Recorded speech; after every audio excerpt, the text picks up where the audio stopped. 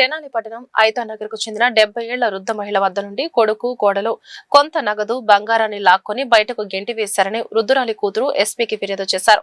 Guntur police ప్రధాన కార్యాలయంలో ఏర్పాటు చేసిన ప్రజా సమస్యల పరిష్కార వేదికలో ఎస్పీని కలిసి తన తల్లికి జరిగిన అన్యాయాన్ని ఎస్పీకి వెల్లడించారు. అనంతరం ఆమె మీడియాతో మాట్లాడుతూ అవసర కాలంలో ఉన్న వృద్ధ మహిళపై పైశాచికత్వం చూపించిన కోడలపై ఆమెకు సహకరించిన వారిపై చర్యలు తీసుకోవాలని ఎస్పీని కోరినట్లుగా చెప్పారు. తన తల్లి వద్ద సుమారు 20 సవర్ల బంగారం 2 లక్షల నగదును తీసుకున్నారని తెలిపారు. తన తమ్ముడు మరదలు కలిసి తన తల్లిని హతమార్చి ఆస్తిని లాక్కోవడానికి ప్రయత్నిస్తున్నారని ఆమె ఆవేదన వ్యక్తం చేశారు. కొడుకు కోడల వలన తన తల్లికి ప్రాణహాని ఉందని వారి నుండి తన తల్లిని రక్షించారని ఆమె ఎస్పీని కోరినట్లు తెలిపారు. మా పిల్లలు 2, మా ఆడపిల్లలు 3.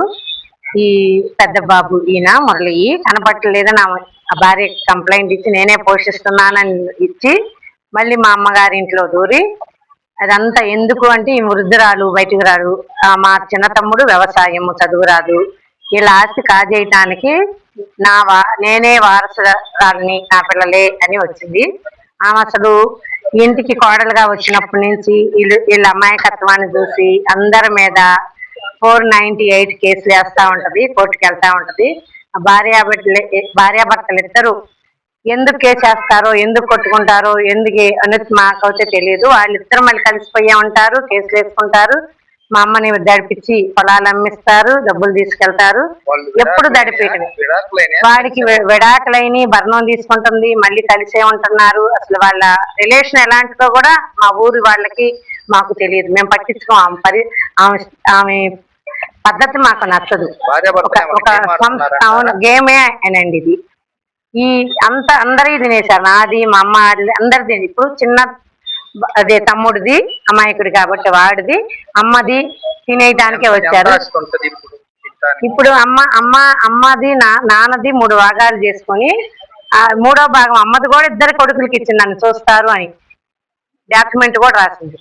ఇల్లు ఆమె ఉంటుంది, ఇల్లు కూడా మాదేనని ఆమెను వెంటేశారు. ఇప్పుడు ఆమె ఇల్లు ఆమెకి, ఆమె పొలం రాసింది కూడా ఆమెది తిరిగి ఇవ్వండి. చూడకుండా ఆమెను కొట్టే పిల్లలకి ఇచ్చే హక్కు లేదు. పోషించే పిల్లలే తల్లిదండ్రులు, చూసే పిల్లలకే హక్కు ఉంటుంది. మా అమ్మకి న్యాయం కావాలి. నాయనప్పుడు కోర్టుకు రాలమ్మా. నేను ఒంటరి మహిళని. నేను నా బిడ్డను పెంచాను, జాబ్ చేసుకుంటున్నాడు. నా జాబ్ నేను చేసుకుంటున్నా. నా కాళ్ళ మీద నేను నిలబడ్డా, నా బిడ్డ నిలబడ్డాడు. వాళ్ళు ఎందుకు నిలబడ్డ చెట్టంత బిడ్డలు తండ్రిని దన్నటం, నాయనమ్మని దన్నటం, వారసులు అంటాం. ఎవరికి వారసులు? ఆస్తికి వారసులా? ఎస్పీ గారిని కలిశాను. చాలా చాలా మర్యాదగా మాట్లాడారు. కేసమ్మ ఎల్లమ్మ ఎమ్మటే స్టేషన్ ఫోన్ చేశారు. చాలా పోలీసు వారు చాలా మర్యాదగా రిసీవ్ చేసుకున్నారు. నేను ఫస్ట్ టైం పోలీసుకి స్టేషన్కి రావటం, అది కూడా అమ్మగారి స్థితిని చూసి, ప్రాణాపాయ స్థితిని చూసి. నేను వెళ్ళకపోతే ఆమె చనిపోయేది.